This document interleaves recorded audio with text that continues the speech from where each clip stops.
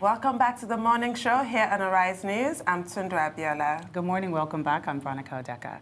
Our next guest, Mark Adebayo, is a civil rights activist, politician, capacity trainer, published author, and public affairs analyst. He is the second national spokesman of the Coalition of United Political Parties, as well as executive director, Center for Security Studies and the Advancement of Human Rights. Mr. Adebayo is here to look at opposition politics in Nigeria and its effectiveness in challenging the established order. Welcome, sir. Glad to have you. Good morning, Mr. Adebayo. Thank you. Thank you. Good morning. Thank you for having me. Let's start by defining the parameters of opposition politics in a functioning democratic system. What does it look like, ideally, and how effective has this been in Nigeria? Thank you so much. The major function and duty of opposition in a democracy, in a functional democracy, is to provide the alternative view to what the government might be telling the people. And of course, it makes democracy work effectively more where you have a vibrant opposition, to be able to keep the government on its toes, to be able to keep to its electoral promises, to ensure there is justice, there is development, there is progress in the country, there is security, there is peace. So these are the jobs of a functional opposition political party. How effective have you been in the Nigerian context? Not you personally. I'm talking about all opposition parties. Well, our democracy is that's what they call it nascent. It's nascent democracy, it's the developing democracy. It's nascent, but it's becoming nasty, judging by the horrible record of the current government. Anyway, the effectiveness of an opposition is dependent on the commitment of the personalities involved in the opposition. In Nigeria, despite all the challenges that confront the opposition, we have given a good account of ourselves in the circumstances that we have found ourselves.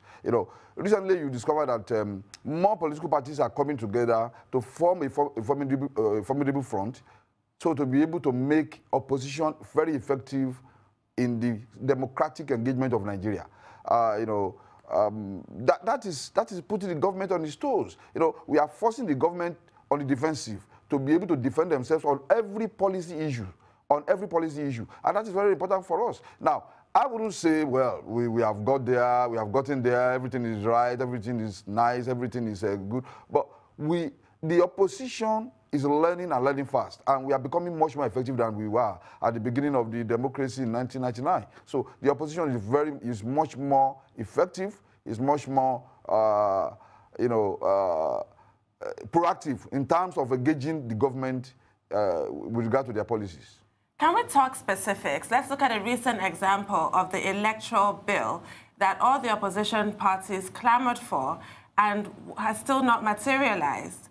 What happened there? How were you not able to lobby for that and actually achieve that aim?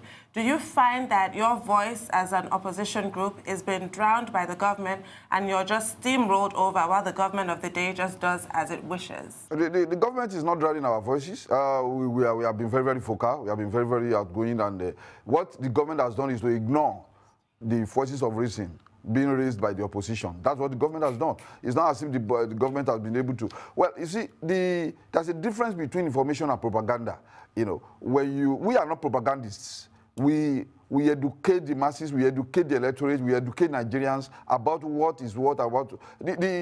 The failure of the president to assent to the electoral bill is a failure of governance.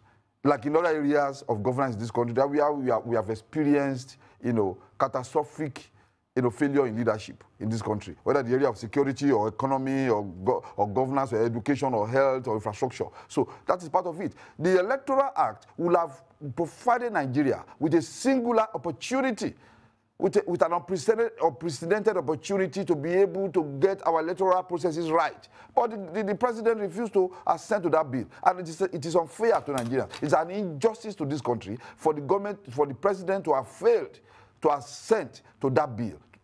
It goes further to accentuate the fact that the genuine interest of Nigeria is not in the heart of this government. But what do you have to lose? What do you have to miss if you are sent to a bill that will give credibility to the electoral process of Nigeria? What do you have to lose? You have everything to gain as a president and as a government. But they blew it. They blew it, citing very, very nebulous factors and reasons that are unreasonable to human thinking and human realities. It's very, very unfortunate. But we will continue. When you mention the word lobby, opposition does not lobby. Opposition, what opposition does is political activism to be able to bring to the fore the issues of the day, the issues of the time as critical and fundamental to the development and progress of a nation. And that is what we are doing. That's what we have been doing. Providing the facts, providing the information, educating the masses about the governance conceptualization of their country and the realities thereof. That is what we have been doing. And that is the major, the fundamental duty of an effective opposition in any democracy. Okay, so how effective would you say your coalition has been in achieving these views that you're presenting? Well, the thing is that, that bill, the electoral bill, wasn't a paperwork done by the opposition. It has been in the works for some time, and the federal government, the legislature, civil society, political parties, all critical stakeholders in the country came together. Did it. There were public hearings and the rest of the thing, and this thing went through the 3 readings and the rest of that, and passed through both houses of National Assembly and 24 houses of state assemblies in this country, 2/3, and then went to the president for assent, but he refused to assent to it. So the effectiveness of opposition is born out of the fact that we were able to get that bill through all the processes, remaining the last one, which is the assent of the president, which he has currently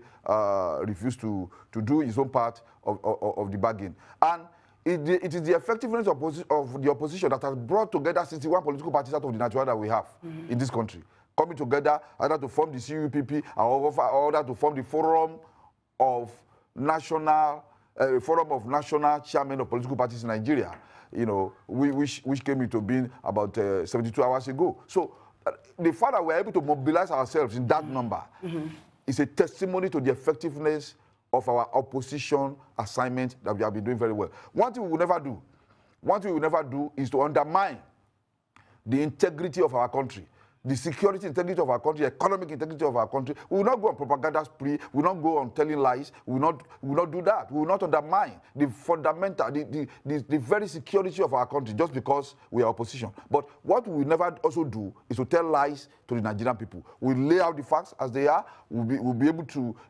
analyze issues as they are, the realities on ground, for the people to be able to make an informed and educated decision about the electoral process, in which they are the most critical stakeholder.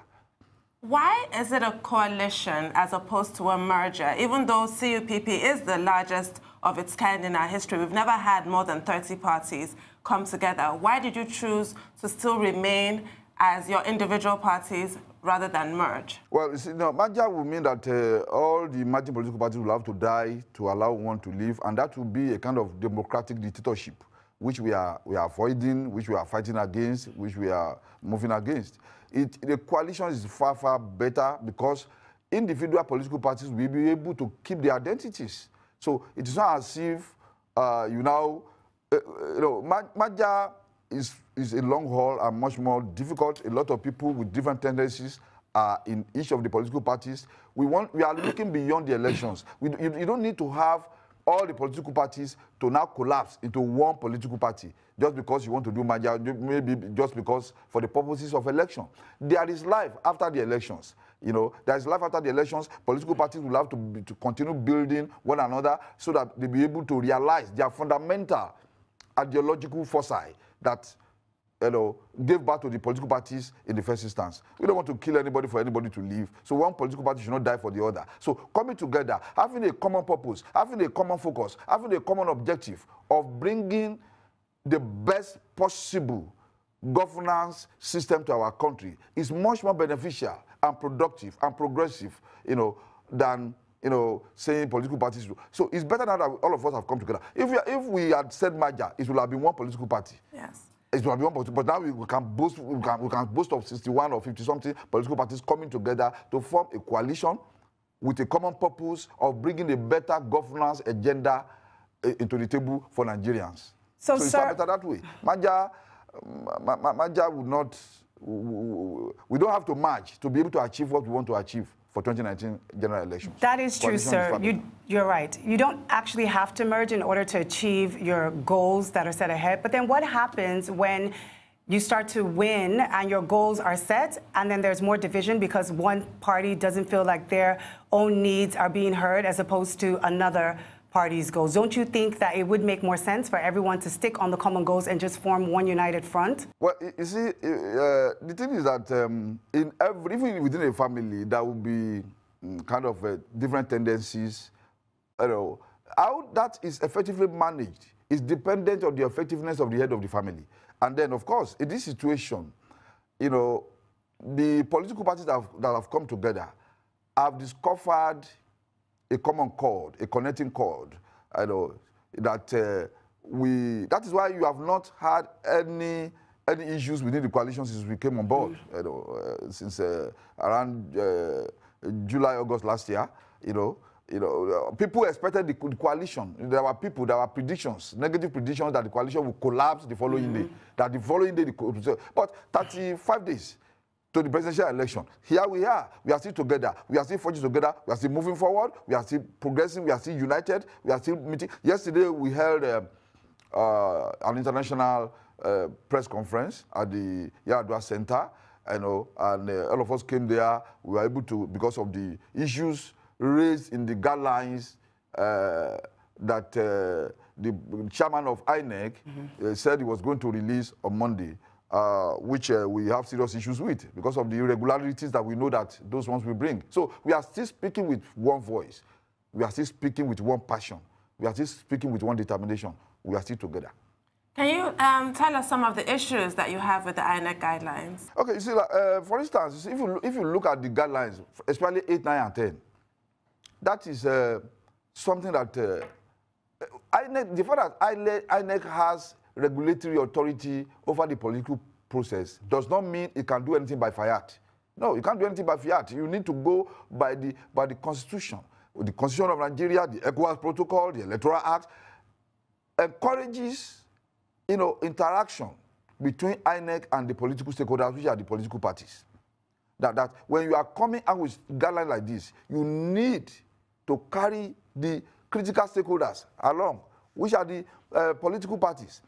But a situation whereby, even the meeting that was held where the INEC chairman brought out these guidelines, these guidelines were not something on the agenda for the day. So we just opened our folders and began to find this, and we quickly went through them and saw that there were booby traps, embedded within the confines of these guidelines. Let me give you one example. The issue of CARS, that is continuous accreditation and voting system procedure. How can you say you will accredit and vote at the same time? It has never happened in the history of this country. That is a recipe for sophisticated rigging, and we are not going to allow that. People will accredit. After accrediting, everybody, all the polling agents will have the total number of accredited voters, and upon which the voting will commence later. You can close accreditation by 11 or 12, and then people will come back by 12:30 and start voting again. But for you to say accredit and vote at the same time is a recipe for rigging, and we are not going to allow that. The thing is that if you don't know the total number of accredited voters, how are you going to determine whether there were lesser votes or more votes? Or votes, if you had more votes than accredited voters, how do you know? How do you checkmate the issue of double or triple voting by people? And part of these guidelines states that if you get to the polling booth and discover that somebody has voted on your behalf, but you can prove that you are the right person on the ballot, on the electoral register, you also can vote. So one PVC, 2 votes, or probably more. You know, that doesn't make sense to us. And we raised these issues with the INEC chairman. We are still raising the issues, we are still engaging. And if he refuses to see reason, then we have no choice than to take appropriate legal and constitutional actions that we deem fit. Is there a deadline for him to amend the guidelines? Do you have a deadline in mind before going to court, if at all you have to take that step? He said he was going to release them on Monday. And we have said we'll have to stop it. He will have to call us to a round table so that we'll be able, as political parties, as individual political parties, and as a group of political parties, we'll be able to make input. Now, opposition aside, there is a body of political parties called Inter-Party Advisory Council. Inter-Party Advisory Council. That is IPAQ. That one has all the political parties in them as an organization, now recognized by the INEC, in fact, taken care of in some areas by INEC. Now, the Inter-Party Advisory Council was not consulted for its advice. That is the umbrella body for all political parties in Nigeria, opposition or government. All political parties belong in that group. It was not consulted. I mean, you don't do things like that. But would INEC not argue? But would INEC not argue? When you know you not seek the advice. But would INEC not argue that IPAQ was not consulted because of the disputes within the ranks of IPAQ? Because there's a problem right now with the chairmanship of IPAQ. Will INEC not argue that that is why the IPAQ seems to have been left out of this process? Well, for us, as far as we are concerned, as far as the overwhelming majority of the political parties in Nigeria are concerned, there is no problem with IPAQ.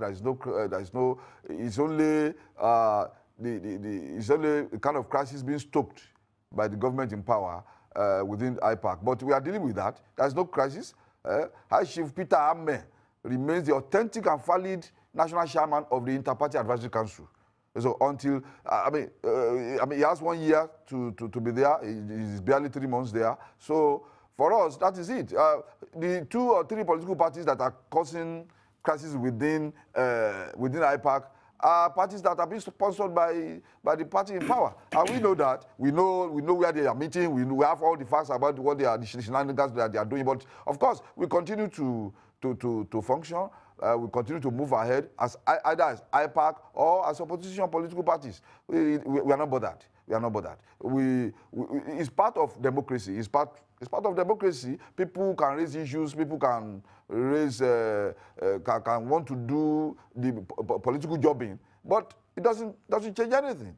It doesn't change anything. We just go ahead and be doing what we want to do. We love our country. We want to save this country. We want to rescue this country from bad governance, from insecurity, and from total. We want to make sure that this country does not go the way of Somalia, Burundi, or Rwanda. We want to ensure that our country does not go to the precipice of state failure.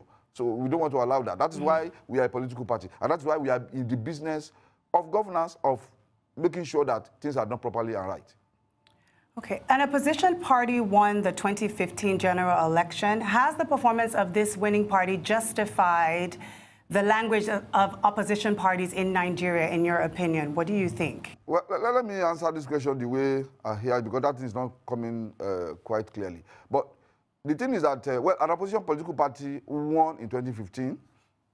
You know, you will recognize the fact that that opposition political party arose as an amalgam of other political parties that collapsed into one, aka Maja, that we are not doing now. And, well, the government in power then decided to listen to the voice of the people and listen to the voice of reason, and decided to follow the path of honor by handing over to the opposition government that won. That's to tell you that if you play your opposition politics very well, you can achieve your fundamental objective of governance in a country like Nigeria. So, for 2019, we are much more prepared. We are much more effective. We are much more determined to ensure that that another opposition political party takes over the reign of governance in Nigeria, starting with February 16, 2019, where we believe we are going to win the presidential election. Through what criteria? The challenge will be that the current government should be honorable enough to abdicate power and hand over honorably the way its predecessor did when it loses the 2019 elections, which is already losing anyway. Through what criteria did you select the presidential candidate that CUPP adopted in the person of Atiku Abubakar? How did you make that choice, and how unanimous was that process? Oh, well, you see, normally, like I did say earlier, in every political engagement, there will be issues that will be raised, and people. It's a legitimate, fundamental political right within a democracy to be able to raise issues if you are not comfortable. I want to believe that the emergence of Waziri Adamawa was democratic enough. Issues came about when that announcement was made. A lot of issues were raised, which we had to quickly, the leadership of the CUPP in their wisdom, quickly summoned all presidential candidates and their political and their national chairmen and political leaders to come to a round table to resolve those issues, which people had the opportunity. I was at the meeting. People had the opportunity to raise their issues, to raise objections, and explanations were given. At the end of the day, everything was amicably resolved, and then back to business. Now, not just from your perspective now as a spokesperson for an opposition party now, I'm talking about taking a bird's eye view of our whole system. Right now, we operate a presidential system, and there has been a bill introduced in the National Assembly, the House of Reps, for a parliamentary system. Which one do you think is more effective for Nigeria? Well, you know, when you have, one of the issues we are having now, when you have a failed government like the current government, people begin to bring up all manner of propositions. You know, that is why it is the frustration created by the failure of this government that has led to that we should go back to the parliamentary system of government that people believe you know, was working for us. One element of the parliamentary system that Nigeria currently needs, the last speaker before I came on this set, a member of the APC, I mean, from all she has said, you will discover that she herself is terribly disappointed and in this government. She complained about the terrible internal frustration of internal democratic processes and the rest of that. She said so many things about that. She's not impressed about the performances of this government at all, and that's an APC person. Now, this parliamentary issue, one element of it is the fact that it has embedded in it some elements of restructuring, which we are advocating for, you know, as opposition political parties, which we are advocating for. Because if you have a parliamentary system, there's an atmosphere of debate before you can reach decisions. You know, it's not a situation whereby you have a leader or a president who hates, who runs away from debate. No, in a parliamentary system, the prime minister will have to sit down and face the opposition, and they will have to discuss issues, iron out issues, discuss it in an intellectually, you know, engaging manner. Not that somebody will sit down and the executive president and just do anything you like. No, in a parliamentary system, you need to debate issues. You need to debate issues, and we need to go back to that, where leaders will have to defend every action they are taking. You don't just sit down in Nassau Rock and take actions. You need to go and face the issues where people will confront you. It does not matter whether you are prime minister or president of the country, they'll be able to confront you. And then you'll be able to defend your budget, defend your actions, defend. I don't envy Theresa May now in the UK on the issue of Brexit. But every leader must be called to account. And that is what we need in this country. We can no longer afford unaccountable leadership. people that do not want to be accountable to the citizenry. They have to be accountable to the citizenry. So parliamentary system of government, perhaps, but we are not dumb enough to realize that whatever system of government you are bringing will not work automatically by itself. It is the people that we operate the system. So in that case, we need sincere leadership. We don't want a leadership that say, I'm going to fight corruption, but celebrating corruption and allowing corrupt people around him are also not very, where you have people who come into governance on the campaign of integrity, but you have now had their integrity disintegrated. We cannot afford that. We need to bring in a system that will checkmate even the leaders of our country, that will make them accountable. And so it's not because it is parliamentary or presidential or whatsoever, or so it is the people, we the people who are the type of people that we elect into power. And that is where the collective responsibility of Nigerians come on board. You know, so we need to elect people into government who are going to do our bidding, not their own self-centered pedestrianism, as said by late Chinua Achebe of blessed memory. So we need to get people into government who will come in and do what they have promised the people. If you have promised change, go and bring change. Don't bring chains and put people in trouble. That's not the kind of thing that we are advocating for. So we want a country that works for all of us. We want a country that works for the Southwest, that works for the Northwest, for the Southeast, for the South-South, for the Northwest, for the North-Central. Everybody. We don't want a government of nepotism. We don't want a government that will come into power and then neglect every other part of the country and make appointments, 97% of appointments from one single section of the country, thereby creating far bigger division than we had before he came on board. And that is the legacy of President Muhammadu Buhari. Everybody knows that. It's in public space. He himself knows that. Thank you. Thank you, Mr. Adebayo. Nepotism is a major element of President Muhammadu Buhari. He does not believe other segments of the country should be considered in appointments and in his consideration for anything whatsoever. It's very unfortunate, and that is something we are not going to allow. He has flouted the constitution terribly on that one. Look at the security chiefs. Look at how it's skewed against the South. Thank you, Mr. Adebayo. Thank you. It's unacceptable in a democracy. Thank you for that perspective. Thank you. Thank you for your time. You're welcome.